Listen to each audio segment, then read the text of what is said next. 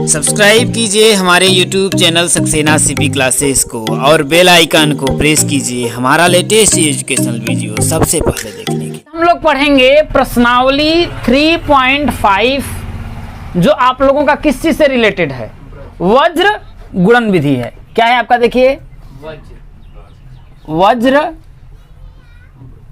गुणन विधि, ठीक है। क्या है आपका, वज्र गुणन विधि, ठीक है। इसका एग्जाम्पल लेकर अगर हम आपको समझाएंगे, ठीक है, तो थोड़ा आप लोगों को क्या करेगा, दिक्कत करेगा, ठीक है ना। पहले आपको मैं साधारण सा उदाहरण लेता हूं, उसके थ्रू आप समझिएगा। अगर आपको वज्र गुणन विधि अगर अच्छे से समझ में आ गया, तो और विधि से इसका आंसर निकालने में बहुत ही ज्यादा क्या है आपका, आसान है। प्यार से आप इस बात को समझिए हम क्या करते हैं, ठीक है। हम आपको इसका फॉर्मेट बता देते हैं कि इसका फॉर्मेट ये होता है। अगर कोई भी मान लेते हैं भाई, एक समीकरण युग में ले लेते हैं। जैसे आपका क्या है, देखिए a1x plus b1y plus c1 बराबर 0। क्या रहेगा, a1x plus b1y plus c1 बराबर 0 है। और दूसरा है आपका a2x plus b2y plus c2 बराबर 0। अगर हमें इसको किस विधि से सॉल्व करना है, वज्र गुणन विधि से सॉल्व करना है। किस विधि से, वज्र गुणन विधि से सॉल्व करना है। और इससे हमें x और y का मान निकालना है। अब आंख बंद करके आपका समझ रहे हैं इसमें क्या है, देखिए x है ना, तो x बटा के कुछ होगा। क्या होगा, x बटा के कुछ होगा। अभी मैं बताता हूं, ठीक है। इसके बराबर आ जाएगा, देखिए कि क्या होगा आपका, माइनस वाई। क्या होगा आपका, माइनस वाई बटा के हम कुछ लिखेंगे, ठीक है। इसके फिर बराबर क्या करेंगे, देखिए एक बटा के कुछ लिखेंगे। अचर पद जो भी होगा उसको हम लिखेंगे, ठीक है। बनाना सीखिए आप खुद से, ये चीज समझे ना, पूरा क्वेश्चन आप आसानी से कर सकते हैं, ठीक है। मैंने क्या लिखा, x बटा के कुछ लिखेंगे, माइनस वाई बटा के कुछ लिखेंगे और 1 बटा के कुछ लिखेंगे। यहां क्या लिखा है, x। तो x का जितना टर्म है ना, उसको क्या करिए, इसे छुपा दीजिए। दिख रहा है, दूरबीन तो नहीं लगा है ना, नहीं तो अंदर कहेंगे भाई दिख रहा है, ठीक है ना, नहीं दिख रहा है ना। अब अगर ये छुप गया तो बचा क्या आपका, देखिए ये दिख रहा है, ये दिखेगा ना। तो आपको क्या करना है कि यहां से y का जो गुणांक है उसका इसमें आपस में क्या करेंगे, गुणा कर देंगे। तो y का गुणांक क्या है, चिन्हों के साथ। अगर प्लस में चिन्ह है तो प्लस चिन्ह लेंगे, और माइनस में चिन्ह है तो माइनस चिन्ह लेंगे। बात समझ में आ रही है यहाँ पर। अब एक बात को समझिए कि यहाँ पर y का गुणांक क्या है आपका, b1 है ना। क्या है आपका, यही ना। तो यहाँ पे लिखेंगे, देखिए कि b1, इसके बाद किसका मल्टीप्लाई कर रहे हैं इसमें, ये भी अचर है, सिर्फ अचर। क्या होगा, b1 c2, इसके बाद माइनस हमेशा लगाएंगे, माइनस। समझ में आया, इसलिए करेंगे, इसका इसमें मल्टीप्लाई करेंगे। कभी मत करिएगा नीचे से ऊपर कर दीजिएगा, नहीं तो आपका माइनस प्लस में फर्क हो जाएगा, ठीक है।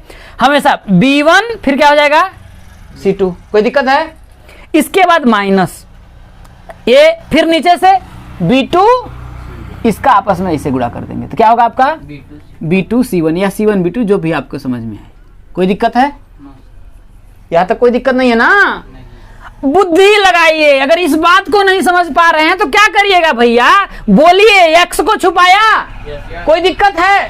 अब क्या इसमें आपको आपत्ति आ रही है, भाई इसमें मैंने बोला इसमें इसका गुणा कर दीजिए, तो y को हमको नहीं लेना है क्योंकि वो चर है। इसके बाद ये b1 का c2 में मल्टीप्लाई करेंगे, क्या होगा, b1 c2। इसके बाद माइनस का चिन्ह, हमेशा माइनस हम लगाएंगे, इसका क्या होगा, b2 c1। कोई दिक्कत है। अब हमको क्या करना है, माइनस y। तो y का जितना टर्म है क्या करेंगे, उसको हम छुपा देंगे। क्या करेंगे, उसको। अब यहाँ पर जो y की बात आई ना, तो y का जितना पद है क्या करेंगे, छुपा देंगे। तो क्या बच रहा है, a1x a2x, यहाँ पर c1 और c2 दिख रहा है, यही तो दिख रहा है। कोई दिक्कत है, तो हम फिर वही तरीका करेंगे। अब उसका देखिए, इसका इसमें मल्टीप्लाई करेंगे, किसका, भाई ये तो छुप गया ना, नहीं छुपा, तो ये और ये यही तो बचा है या ना। अब क्या करेंगे, a1 का फिर हम किस में मल्टीप्लाई करेंगे, c2 में होगा ना। देखिए ऐसे अगर मल्टीप्लाई करेंगे हम तो लोग, तो ये c2 तक ही जाएगा ना। तो क्या होगा, a1 c2, क्या होगा आपका A1 C2, फिर क्या करेंगे, माइनस का चिन्ह लगाएंगे। क्या करेंगे, माइनस का चिन्ह लगाएंगे। तो जब माइनस का चिन्ह लगाएंगे इसके बाद फिर क्या बचा, ये तो छुपा है ना। अब नीचे बचा A2 का किस में मल्टीप्लाई करेंगे, किसमें, तो हो जाएगा A2 C1। यहाँ तक कोई दिक्कत है, कोई दिक्कत नहीं है। अब ये जो C1 बटा के C2 फिर छुपा दीजिए, ये तो आपका अचर पद आ गया ना। देखिए यहाँ पर 1 का मतलब ये अचर पद वाले की बात बोल रहा है। यहाँ पर C1 C2 क्या है आपका, वो अचर पद है। जब समीकरण हम बनाते हैं, जैसे देखिए 2x प्लस 3y प्लस 5 बराबर 0 करेंगे ना, बराबर के 0 अगर कोई भी चीज रहेगा, जैसे आपका है देखिए 2x प्लस वाई बराबर -5 है ना, तो इस 5 को बराबर को हमको इधर लाना है। बराबर को हमेशा क्या करेंगे, 0 ही रहेगा, उसको इस टर्म में हमको बनाना है। कैसे, 2x प्लस वाई माइनस इधर लाएंगे तो 5 बराबर 0। हमेशा इसे बना करके ही हम वज्र गुणन विधि से सॉल्व करेंगे। बात यहाँ तक समझ में आ रही है। तो हमें जैसे देखिए यहाँ पर x का गुणांक क्या है, 2 है ना, यहाँ उसी को मैंने A1 लिखा है। बात समझ रहे हैं ना इस बात को। यहाँ पर मैंने B1 जो लिखा है वो y का गुणांक है, ये जो C1 जो है वो 5 का मान है, समझिए वो अचर का मान है। यहाँ तो कोई दिक्कत है, तो 1 बटा के लिखेंगे, फिर ये अचर वाला ना इसको हम छुपा देंगे, कहेंगे भैया तुम छुप जाओ। अब क्या का बचा, अब क्या दिख रहा है, देखिए A1 A2 B1 B2 दिख रहा है ना, तो फिर वही तरीका आपका A1 का B2 में, तो क्या होगा A1 B2, फिर क्या करेंगे, किस चीज का चिन्ह, माइनस। बात समझ में आ रही है। इसके बाद फिर किसमें, A2 का फिर B1 में, A2 का B1 में, ठीक है।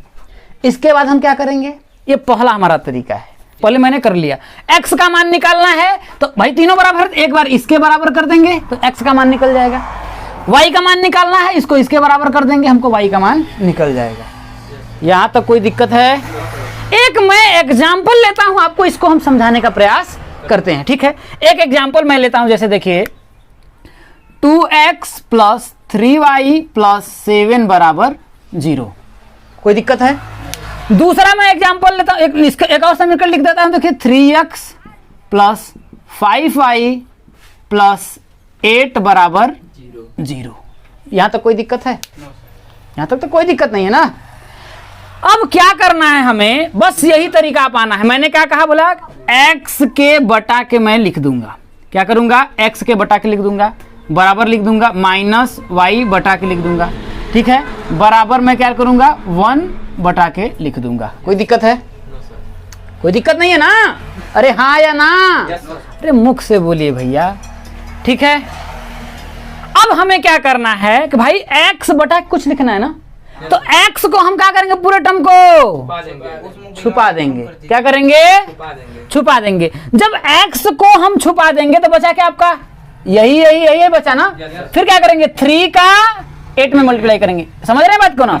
ऊपर से इसका 8 में करेंगे तो 8 3 का कितना हो जाएगा आपका, भाई हम लिखेंगे देखिए 3 × 8। इसका किस चीज का चिन्ह, माइनस का चिन्ह। किस चीज का लगाएंगे, माइनस का चिन्ह लगाएंगे।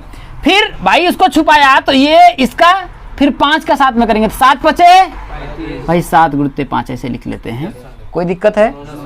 अब फिर माइनस वाई मैंने लिखा, इसके बाद वाई वाले टर्म को पूरा छुपा देंगे, कहेंगे तुम छुप जाओ, तो कहेगा ठीक है मैं छुप गया। अब बचा क्या, ये बचा, कोई दिक्कत है। तो 2 का हम फिर किस में करेंगे, भाई ये छुप गया तो ये 2x बचा, तो 2 का किस में, 8 में, तो 2 × 8। फिर किस चीज का चिन्ह, माइनस का चिन्ह, कोई दिक्कत है। फिर हम क्या करेंगे, भाई इस तो छुपा है ना, तो इसका 3 और 7 बचा, क्या आपका आया देखिए 3 × 7, कोई दिक्कत है यहाँ पर। अब क्या बचा, अचर पद को छुपा लीजिए, बचा। अब आपका 2 का किस में, 5 में, तो ये हो जाएगा देखिए 2 × 5 माइनस चिन्ह हमेशा बीच में जो रहेगा, हमेशा माइनस का चिन्ह रहेगा। इसके बाद क्या होगा देखिए 3 × 3 × 3। x का मान मुझे निकालना है, किसका मान, x का मान निकालना है। तो हम एक बार इसको और इसको क्या करेंगे, बराबर करेंगे। बुद्धि लगाइए यार, बीच में बराबर है, गुणा कैसे कर देंगे, बराबर करेंगे ना। एक बार हम इसके बराबर करेंगे, x का मान निकल जाएगा। तो हम इसके बराबर करेंगे तो क्या होगा देखिए, x बटा के 8 3 का कितना हो जाएगा, 24 माइनस 7 बचे 35, कोई दिक्कत है। बराबर ये 1 बटा के 5 दूना के 10 माइनस 3 3 का 9, कोई दिक्कत है। कोई दिक्कत नहीं है ना। इसको हमको सॉल्व कर लेना है। तो यहाँ पर अगर हम करेंगे देखिए तो x बटा के 24 में से अगर हम 35 को घटाएंगे तो कितना आपका आएगा, जल्दी बोलिए। माइनस का 11, माइनस का 11 बराबर 1 बटा के 10 में से 9 घटाएंगे तो कितना आएगा, 1 आया। बस अब क्रॉस मल्टीप्लाई आपको कर दीजिए। तो यहाँ से आपका x का मान कितना आया, माइनस का 11 आया। आ गया आंसर x का। मजा आया? आसान है ना? अब देखिए हमको x का मान मिल गया। वैसे ही अगर हम एक बार क्या करेंगे, इसके बराबर कर देंगे, ठीक है ना। जब इसके बराबर कर देंगे तो वही होगा, देखिए माइनस वाई बटा के वही 8 दूना के 16 माइनस 7 त्रिका 21। भाई एक बार हमने इसके बराबर कर दिया, एक बार हम क्या करेंगे, अचर पद को इसके बराबर कर देंगे। बात समझ में आ रही ना? तो जब इसको करेंगे तो बराबर क्या होगा, देखिए 1 बटा के इसको करेंगे तो कितना आएगा, देखिए 10 माइनस का 9। तो माइनस वाई बटा के 16 में से अगर मैं 21 को घटाऊंगा तो कितना होगा, माइनस का 5। कितना आएगा, माइनस का 5 बराबर इधर आएगा 1 बटा के माइनस से माइनस आपका कट गया, कटा ना, ये वाई है। तो यहाँ से वाई का मान क्या आपका आया, 5 आया कि नहीं आया। और ये आपका हो गया आंसर आ गया। क्या दिक्कत है भाई, कोई दिक्कत है इसमें? आसानी तरीके से x का मान हमने निकाल लिया, y का मान निकाल लिया। लेकिन एक बात का हमेशा आपको ध्यान रखना है, अगर आपका समीकरण जैसे आपका 2x + 3y बराबर अगर मान लेते हैं माइनस का 7 होता, या फिर बराबर आपका 7 होता, और 2x + 7y बराबर 3 होता, मान लेते हैं ऐसे रहता, तो हमेशा हम ये जो इधर है ना उसको हमेशा बराबर के क्या करेंगे, इधर लाएंगे। मतलब इसको हमें क्या करना है, बराबर 0 बनाना। 7 को इधर हमेशा 0 ही रहेगा और कुछ भी नहीं रहेगा। इसको जब हम बना करके ऐसे लिखेंगे 2x + 3y, 7 इधर है तो क्या करेंगे, माइनस का 7 बराबर 0, ऐसे बनाना है। इसको भी वैसे 2x + 7y, ये 3 इधर आएगा, माइनस का 3 बराबर 0। इस तरीके से बना करके हमें हमेशा क्या करना है, सॉल्व करना है। मतलब बराबर के इधर कोई भी नंबर ना हो, हमेशा क्या हो आपका, आसानी से आपका आंसर आएगा। अब चलिए हम लोग उदाहरण करते हैं। देखिए उदाहरण नंबर 14 आप लोगों को क्या कह रहा है, बड़े ही ध्यान से इसको समझिएगा, ठीक है। कह रहा है बेंगलोर के एक बस स्टैंड से, ठीक है। मान लेते हैं कि ये मेरा बेंगलोर है, बेंगलोर का कोई एक बस स्टैंड है, ठीक है, कोई दिक्कत है। बेंगलोर के एक बस स्टैंड से यदि हम 2 टिकट मल्लेश्वरम के तथा 3 टिकट यशवंतपुर के, अब यहां से मान लेते हैं भाई मल्लेश्वरम अलग होगा और यशवंतपुर अलग होगा, होगा कि नहीं होता है। ये मैं मान लेता हूं कि मेरा क्या है, देखिए मल्लेश्वरम को मैं M से दिखा देता हूं और यशवंतपुर को Y से दिखा देता हूं, कोई दिक्कत है, ठीक है ना। ये मल्लेश्वरम यशवंतपुर के मैंने ले लिए, ठीक है। कितने मल्लेश्वरम का ये बोल रहा है, कितना टिकट ले रहा है, 2 टिकट मल्लेश्वरम का ले रहा है और 3 टिकट यशवंतपुर का ले रहा है। तो उसको टोटल कितने रुपए देने पड़ रहे हैं, 46 रुपए। परंतु यदि हम 3 टिकट मल्लेश्वरम के, कितने, 3 टिकट मल्लेश्वरम के, कहां से, यहीं से यहां तक, ठीक है, और 5 टिकट यशवंतपुर के, यहां से 5 टिकट कहां से, यशवंतपुर के लिए अगर हम ले रहे हैं तो मुझे कितने रुपए देने पड़ रहे हैं, 74 रुपए हैं। तो बस स्टैंड से मल्लेश्वरम, मतलब यहां से मल्लेश्वरम और यहां से कहां, यशवंतपुर का किराया ज्ञात करिए, वो पूछ रहा है, ठीक है।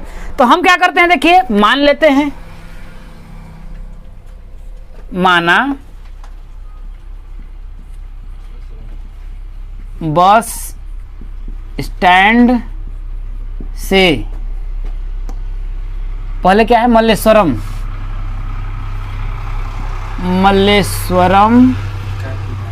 का किराया बराबर x, किसका, मल्लेश्वरम का किराया कितना है, x, तथा इसको मिटा देते हैं, कोई समझ, यहाँ तो समझ में आ गई बात ना, x तथा इसी से लिख देते हैं, तथा यशवंतपुर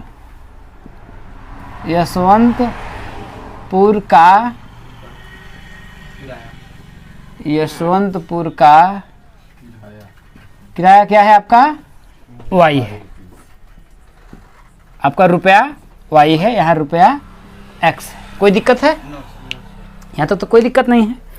अब प्रश्नानुसार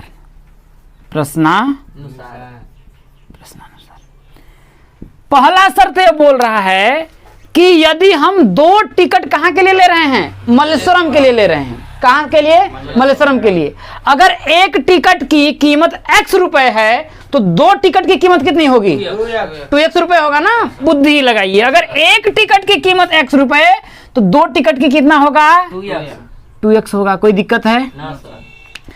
और 3 टिकट कहाँ के लिए? यशवंतपुर के लिए। अगर यशवंतपुर का एक टिकट का मूल्य y रुपए है तो 3 टिकट का मूल्य कितना होगा? 3y होगा। और इन तीनों को मिला करके उसको कितने रुपए देना पड़ रहा है? 46 रुपए देना पड़ रहा है। यहाँ तक कोई दिक्कत है? इसको मैं क्या करता हूँ, समीकरण नंबर 1 मान लेता हूँ। कोई दिक्कत है? अब द्वितीय शर्तानुसार,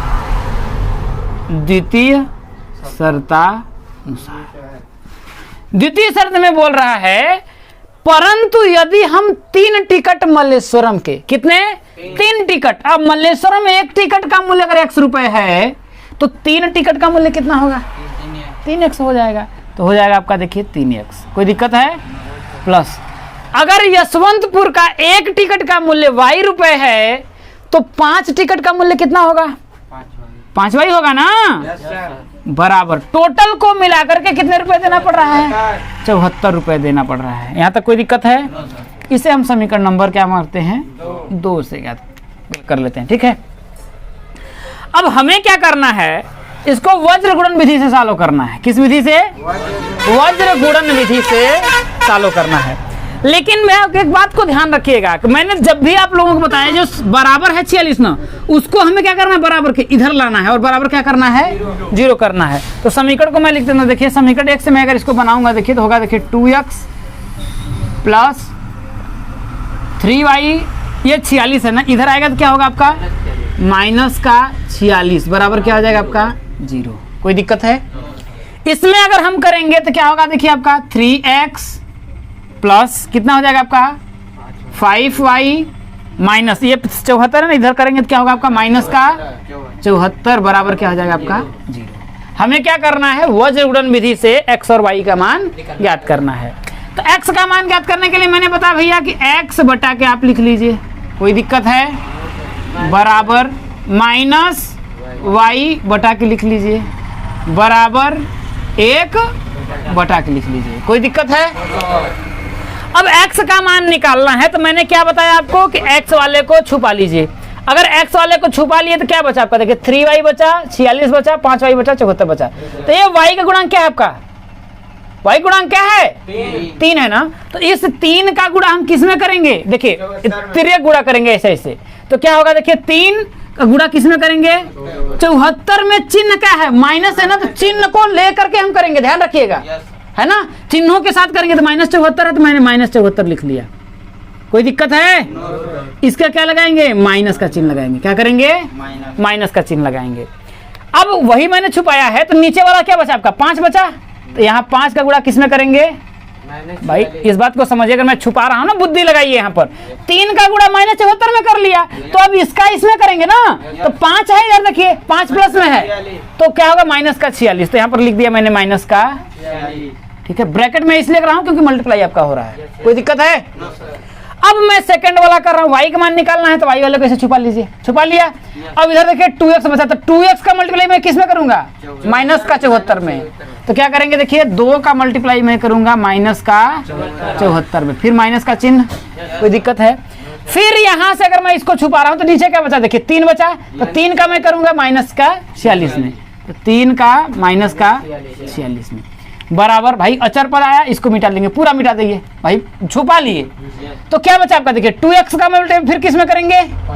5 में ना, तिर्यक गुणा करना है तो 2 का 5 में, तो ये होगा देखिए 2 5 माइनस का ये 3 का 3 में, 3 का करेंगे हम लोग 3 में। कोई दिक्कत है यहाँ पर? x का मान अगर हमको निकालना है तो हम इसके बराबर क्या करेंगे? इसको कर लेंगे बस। x का मान मुझे निकालना है तो पहले मैं क्या करता हूँ, देखिए x बटा के -74 का 3 में गुणा करेंगे तो कितना होगा? 4 3 12 के 2 है ना भाई। एक बार मैं क्या कर रहा हूँ? इसके बराबर मैं कर दे रहा हूँ, बस इतना बात को ध्यान रखिएगा। तो 4 3 के 12 के 2 हुआ और 7 3 का 21 और एक कितना हो जाएगा आपका? 22। लेकिन किस चीज में? माइनस है, देखने तो प्लस और माइनस का गुणा होता है अगर माइनस आ जाएगा। कोई दिक्कत है? अब देखिए यहाँ माइनस और माइनस का गुणा हो जाएगा तो क्या होगा आपका प्लस हो जाएगा ना, तो यहाँ पर लिख देंगे देखिए प्लस, ठीक है। 5 का करेंगे तो 6 पंचे 30 के 0, अब 5 चौके 20, अब 20 3 कितना हो जाएगा आपका 23, ध्यान रखिएगा, ठीक है ना, यहाँ तो कोई दिक्कत है। अब क्या करेंगे हम, देखिए बराबर किसके, इसके बराबर करेंगे ना, तो क्या होगा आपका देखिए 1 बटा के 5 दूना के 10 और माइनस 3 तरीका, कोई दिक्कत है, कोई दिक्कत नहीं है।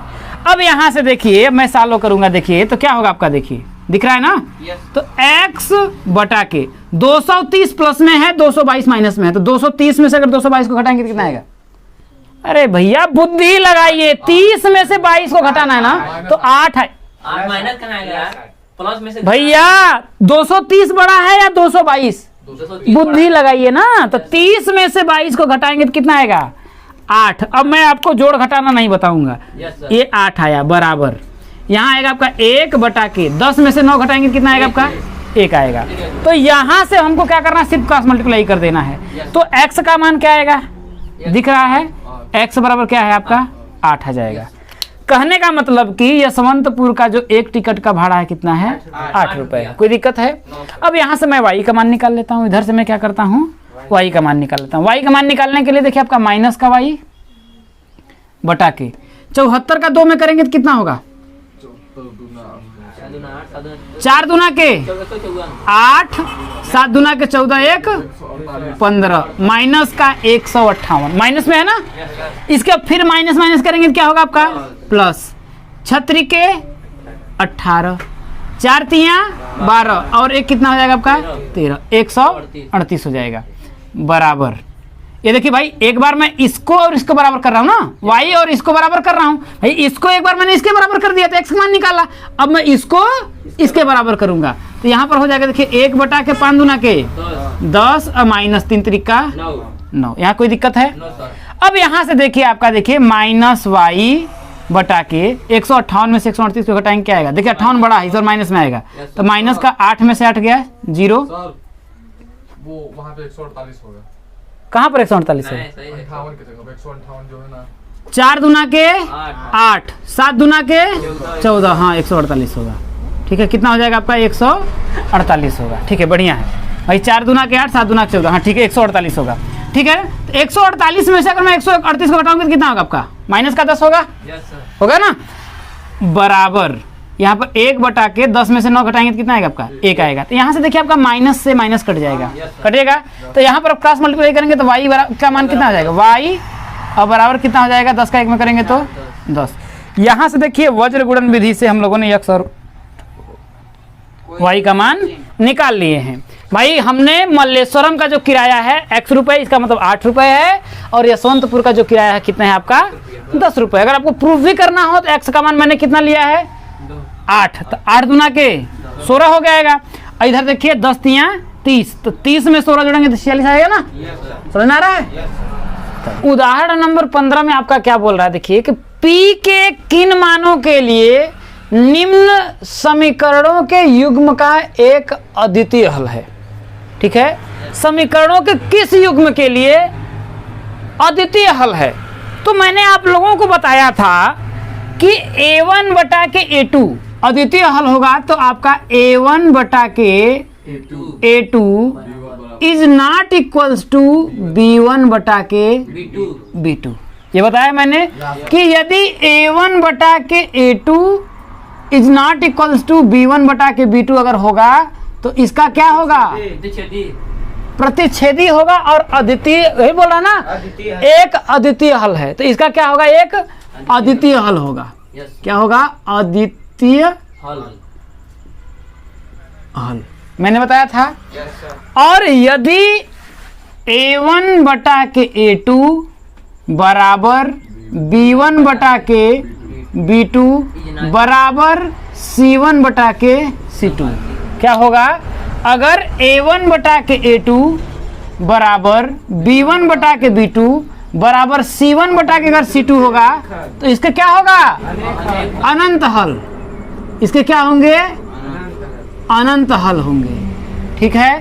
और यदि a1 बटा के a2 बराबर B1 बटा के B2 is not equals C1 बटा के C2। क्या होंगे? अगर ये क्या होंगे होंगे तो इसका कोई हल नहीं होगा। क्या होगा? हल नहीं संभव नहीं नहीं। ये मैंने बताया था, ये बताया था, बताया था नहीं बताया था। तो यहां पर आपसे पूछ रहा है कि P के किन मानों के लिए निम्न समीकरण के युग्म का एक अद्वितीय हल है। किसके लिए है? अद्वितीय हल हमें करना है। तो यहां से अगर हम देखें तो जो A1 का मान है, किसका? A1 का मान है क्या है आपका? देखिए A1 का मान कितना है आपका? 4 है। अरे सिर्फ 4, मैं सिर्फ A1 का मान पूछ रहा हूं। बुद्धि लगाइए भैया, A1 का मान ये है ना, तो A1 का मान क्या होगा आपका? 4 होगा। B1 का मान कितना होगा आपका? P।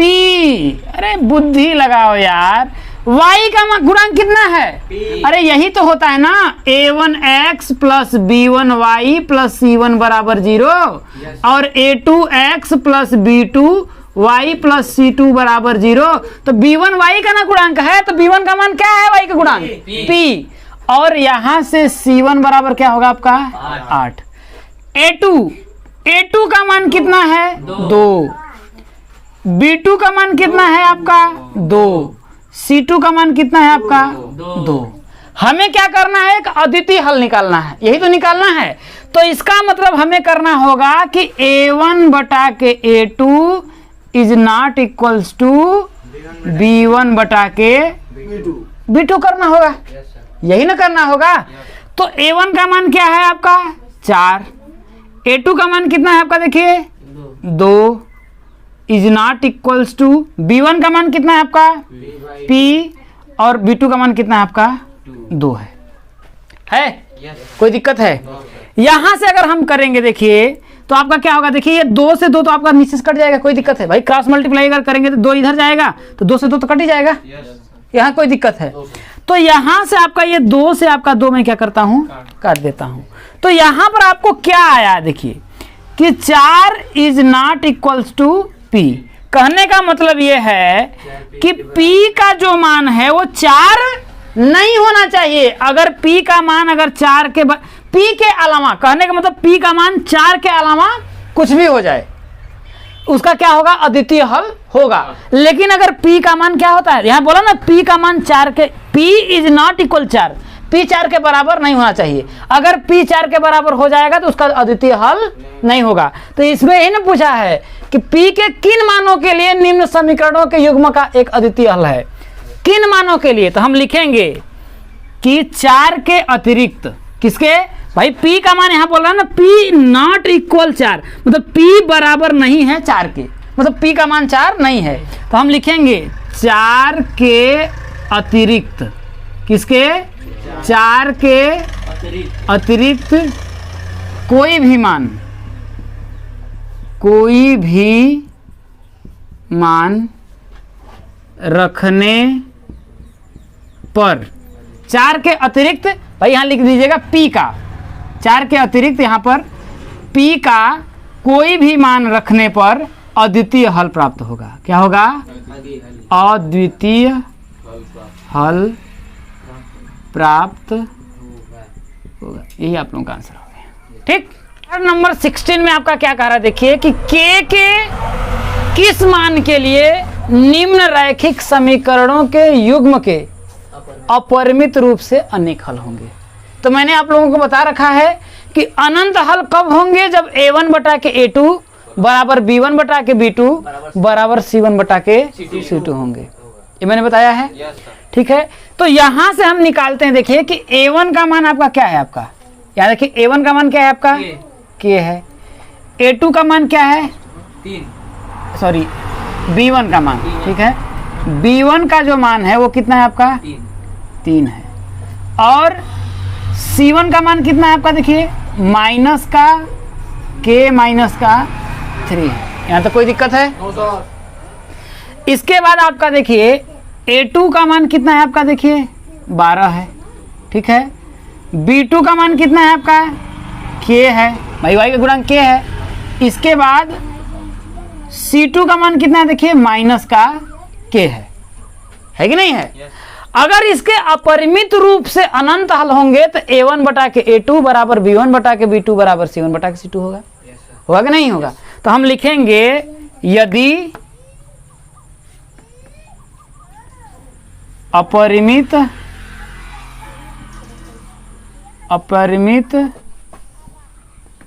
रूप से अनंत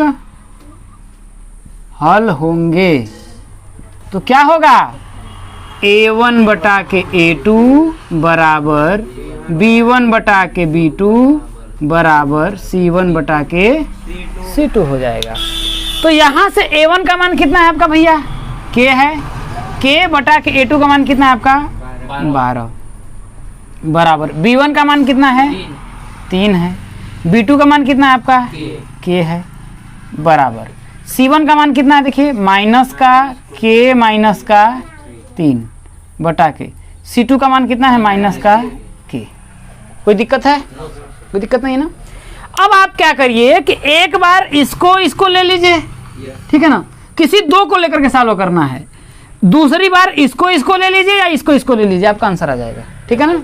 ठीक है, तो हम क्या करते हैं, एक बार देखिए इसको और इसको भाई बराबर है तो इसको ले लेते हैं, है कि नहीं? कोई दिक्कत है? तो यहाँ पर हम क्या करते हैं, देखिए इसको तो मिटा दें, इसका कोई अब यूज नहीं है ना? तो हम क्या करते हैं, इसको देखिए मिटा देते हैं। ठीक है ना? तो हम क्या करते हैं, देखिए यहाँ पर लिखेंगे यदि क्या होगा आपका, देखिए k बटा के 12 बराबर, आपकी इच्छा है किसी को किसको बराबर करिए। मैं इसको चाहूँ इसके बराबर ले लूँ, इसको चाहूँ इसको बराबर ले लूँ, इसको चाहूँ इसको किसी को, या इसको चाहूँ इसको बराबर ले लूँ, कोई फर्क नहीं पड़ता है। अब मैं पहली बार मैं क्या कर रहा हूँ ना, इसको इसके बराबर मैं ले रहा हूँ, ध्यान रखिएगा, इसको इसके बराबर ले रहा हूँ। k बटा के 12 बराबर कितना हो जाएगा, देखिए 3 बटा के क्या आएगा, आएगा कि नहीं आएगा? तो क्रॉस मल्टीप्लाई अगर हम करेंगे तो k का k में करेंगे तो कितना होगा आपका, देखिए अरे भैया 2k होगा। बुद्धि लगाइए प्रभु, k स्क्वायर होगा, कितना होगा, k स्क्वायर होगा बराबर 12 का 3 में करेंगे कितना होगा, 12 3 36। तो यहाँ से अगर हम k बराबर करेंगे तो इधर जाएगा तो क्या होगा, करड़ी में 36 होगा। होगा कि नहीं होगा? जब यहाँ से k का मान निकालेंगे तो क्या होगा, प्लस माइनस का, भाई 36 का वर्गमूल निकालेंगे तो कितना होगा, प्लस माइनस का 6 आएगा। यहाँ तक कोई दिक्कत है? यहाँ पर k का 2 मान आया, एक प्लस का 6 आया, एक माइनस का 6 आया। अभी ये फिक्स नहीं हुआ है कि k का मान 6 हुआ, k का मान माइनस 6 हुआ। फिर हम एक को और करते हैं, अब एक इसको इसके बराबर किए ना, हमारी इच्छा है तो हम इसको इसके बराबर कर लेते हैं, आंसर आ जाएगा। इसको इसके बराबर कर लेते हैं, जो मान आएगा, अगर प्लस में मान आएगा तो k का मान क्या होगा आपका, 6 होगा। अगर माइनस में आएगा तो k का मान क्या होगा, माइनस होगा। ठीक है, क्योंकि यहाँ पर दोनों प्लस प्लस में आ रहा है ना, दोनों एक प्लस में आ रहा है एक माइनस में आ रहा है, तो 6 का मान क्या होगा, एक प्लस हुआ एक 6 हुआ, माइनस हुआ। तो अभी फिक्स नहीं हुआ, तो एक बार जो आप बोल दीजिए कि आप इसको इसके बराबर कर दीजिए, इसको इसके बराबर, आपका आंसर आ जाएगा। तो चलिए इसको हम इसके बराबर कर लेते हैं, ठीक है ना? तो दोबारा हम करते हैं, देखिए कि यदि पुनः क्या आपका, देखिए 3 बटा के k कितना है आपका, देखिए 3 बटा के k बराबर क्या होगा, देखिए माइनस k माइनस का 3 बटा के माइनस का k है। ठीक है, तो इस माइनस को हम नहीं लिखते हैं। ठीक है, क्यों नहीं लिखते हैं, क्योंकि ये यहीं पर तो सीधे अगर हम काटेंगे तो क्या ये नहीं कट जाएगा क्या, यहाँ पर ऐसे ऐसे कट जाएगा, नहीं कट जाएगा, तो उसको नहीं लिख, कोई फर्क पड़ता है? अब फिर 3 गुणा करेंगे तो k का 3 में गुणा करेंगे कितना होगा, 3k हो जाएगा। तो यहाँ पर हो जाएगा आपका, देखिए 3k बराबर k का k में गुणा करेंगे कितना होगा, k स्क्वायर हो जाएगा। मैं लिख लेता हूँ k का स्क्वायर माइनस 3 का k में करेंगे कितना होगा आपका, कितना हो जाएगा आपका, 3k हो जाएगा। कोई दिक्कत है? कोई दिक्कत नहीं है ना? अब मैं क्या करता हूँ, देखिए कि 3k जो है ना, इसको भाई यहाँ पर भी 3k है, यहाँ पर भी 3k है, 3 को क्या, अरे काटेंगे कैसे भैया, इधर जाएगा तो जुड़ेगा, कटेगा, जुड़ेगा ना। तो मैं क्या करता हूँ, देखिए इसको आपका इधर लाता हूँ, ठीक है, तो इधर आपका 0 हो जाएगा। भाई जब इसको मैं इधर भेज दूंगा तो इधर तो 0 हो जाएगा ना। इधर क्या हुआ आपका, देखिए k का स्क्वायर हुआ कि नहीं हुआ, माइनस का 3k हुआ, और ये भी अगर इधर जाएगा तो माइनस का 3k हो जाएगा। अब बराबर कितना हो जाएगा, 0 हो जाएगा ना। बात समझ में आई कि नहीं आया? बुद्धि लगाइए भैया, बुद्धि। इसके बाद क्या होगा आपका, देखिए k स्क्वायर माइनस का 3k और माइनस 3k कितना हो जाएगा, माइनस का 6 के बराबर कितना हो जाएगा आपका 0 हो जाएगा। इन दोनों में कॉमन क्या है, k है कॉमन भाई, इसमें भी k है, यहाँ पे k का स्क्वायर है। अगर हम k कॉमन ले लेंगे तो बचेगा क्या आपका, देखिए k माइनस का 6 बराबर कितना हो जाएगा आपका 0 हो जाएगा। कोई दिक्कत है? एक बार मैं करूंगा k बराबर 0, एक बार k माइनस 6 के बराबर 0 है कि नहीं है। तो यहाँ पर लिखेंगे देखिए कि यदि k बराबर 0, जब k बराबर 0 होगा तो k बराबर 0 होगा भाई। एक बार मैंने k के बराबर क्या किया है 0 किया है, पुनः k माइनस 6 बराबर कितना हो जाएगा आपका 0, तो k का मान कितना आपका आएगा 6 आएगा ना। अब देखिए इन दोनों में देखिए प्लस माइनस 6 ना, तो k का मान क्या होगा आपका 6, मतलब यही ना पूछा है। देखिए k के किस मान के लिए निम्न रैखिक समीकरण के युग्म के अपरिमित रूप से अनंत हल होंगे, तो k का मान क्या आएगा आपका, देखिए प्लस का 6 होगा। 6 के लिए अगर हम k की जगह अगर हम क्या करेंगे 6 रख देंगे तो इसके अपरिमित रूप से क्या हो जाएंगे, अनंत हल हो जाएंगे। क्यों? क्योंकि रेखाएं क्या होंगी आपस में समपाती हो जाएंगे, तीनों बराबर हो जाएंगे। बात समझ में आएगी नहीं है? यही आप लोगों का आंसर होगा। समझ में आया? माइनस में अगर यहाँ आता तो k का मान यहाँ पर भी क्या होता, माइनस लेते ना, यहाँ पर प्लस माइनस हुआ तो फिक्स नहीं हुआ ना कि k का भाई एक ही मान ले सकते हैं, या तो प्लस ले या तो माइनस लेते, यही फिक्स किया ना। यहाँ से देखिए k का मान 0 भी आया है, लेकिन वहां पर ना इसमें यहाँ पर भाई एक जगह k का मान दोनों बराबर होना चाहिए ना, तो यहाँ पर k का मान दोनों बराबर क्या आ रहा है, देखिए 6 आ रहा है ना, इसलिए हम क्या करेंगे दोनों जगह पे 6 लेंगे और आपका उदाहरण पूरा क्या होता है, खत्म होता है। अब अगले दिन आप लोगों का प्रश्नावली के प्रश्नों को हम लोग करेंगे। समझ में आया अच्छे से?